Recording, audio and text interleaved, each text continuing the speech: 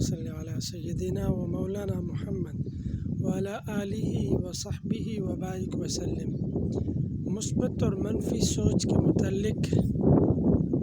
قرآن مجید فرقان حمید حضرت آدم علیہ السلام کے بیٹوں کی بات فرماتے ہیں۔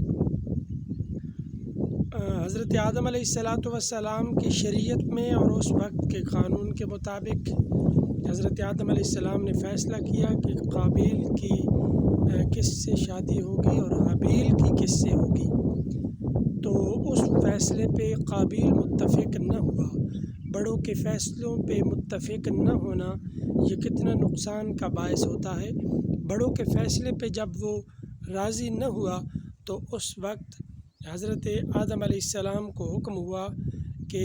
اذ قربا قربانا فتقبل من احدہما ولم يتقبل من الآخر، کہ اے آدم تم ایسے کرو کہ دونوں بیٹوں کو حکم دو کہ وہ میری راہ میں قربانی کریں، میری راہ میں کوئی پسندیدہ چیز قربان کریں۔ تو اس دور کے مطابق اور اس وقت میں جس کی قربانی اور جس کا دیا ہوا قبول کر لیا جاتا تھا تو اوپر سے آسمان سے آگ آتی اور آگ اس کو کھا جاتی، اوپر لے جاتی۔ ایسے ہی ہوا کہ جب حضرت آدم علیہ السلام کے بیٹے حابیل نے اللہ کی راہ میں دینے کا ارادہ کیا تو حابیل چونکہ اللہ کے فیصلے پہ راضی تھا اور حضرت آدم علیہ السلام کے فیصلے پہ راضی تھا، تو اس نے کہا کہ جیسے میرے باپ کا فیصلہ ہے، جیسے میرے اللہ کا فیصلہ ہے اس پہ میں راضی ہوں، میں اپنی منشا کو، اپنی رضا کو میں پیچھے کرتا ہوں۔ اللہ اور اس کے رسول حضرت آدم علیہ السلام کی رضا کو میں نے سامنے رکھنا ہے۔ لیکن جو قابیل تھا وہ ضد پہ اڑا رہا، وہ اپنی مرضی پہ اڑا رہا۔ تو ہوا کیا کہ جب قربانی دینے کی، اللہ کی راہ میں دینے کی باری آئی تو جو حابیل تھا، حابیل نے خوبصورت سا جانور جو اپنے ریوڑ میں سب سے خوبصورت تھا وہ لیا اور اللہ کی بارگاہ میں پیش کیا، اور جو قابیل تھا جس کی نیت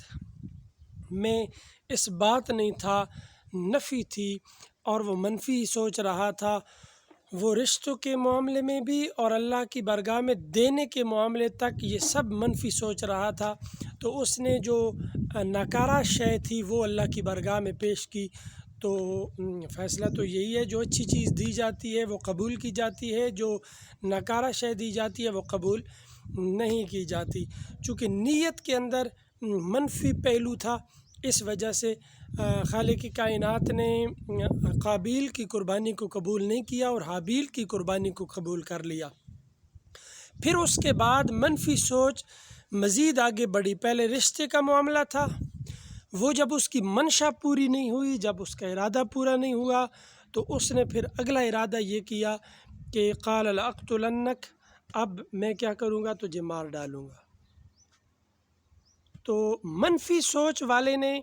ایک تو اللہ اور اس کے رسول کی بات کو نہیں مانا، اپنے باپ کی بات کو نہیں مانا، اور مثبت سوچ والا کہتا ہے کہ میں اللہ کی بات کو مانوں گا، اللہ کے رسول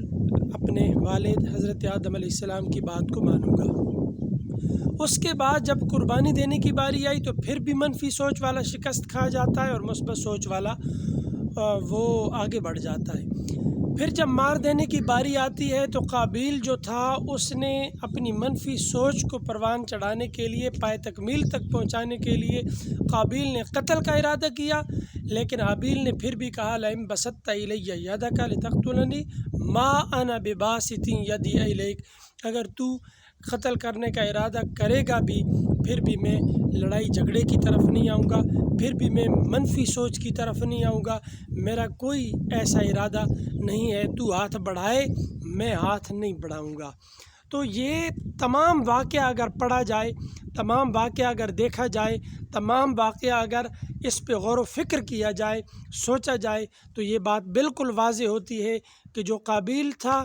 منفی سوچ والا تھا، وہ ناکام ہوتا ہے، وہ نامراد ہوتا ہے،